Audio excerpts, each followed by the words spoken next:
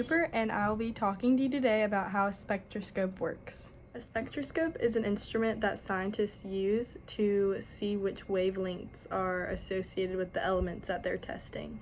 Basically, how a spectroscope works is that it's a box with a slit at the end so that the light source can enter. The light separating portion of the device is a transmission diffraction grating.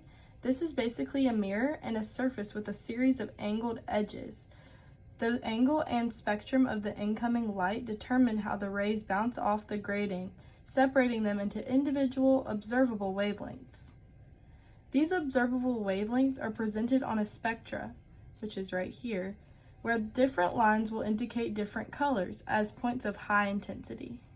When we use a spectroscope in our lab, we used it to compare different sources of light, as well as determine which elements were present in an unknown flame emission spectra. Some larger uses are determining the makeup of atmospheres, the composition of stars and nebulas, and the motion of galaxies. So going into a little more detail, a spectroscope can allow scientists to determine properties of elements. So electrons go around the nucleus of an atom at different allowed energies. Electrons will then fall to lower levels, emitting light at the specific energy of the difference between. This allows different atoms to emit different colors of light, and no two element spectrum look the same. Finally, here are some tips and tricks for how to be efficient and safe in the lab. First off, you're going to have to use some imagination, but always wear your gloves, your goggles, and your appropriate lab wear. Now, when specifically talking about a spectroscope, you have to be cautious around flames.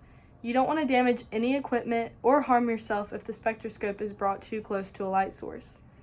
Also, take care not to look directly at the emitted light because that could do harm to your eyes. And as for being efficient, it's important to calibrate the spectroscope before use. This can be done by using the spectra of a fluorescent light like we did in the experiment we did. This will define the relationship between the instrument response and the property we wish to measure. Thank you for watching.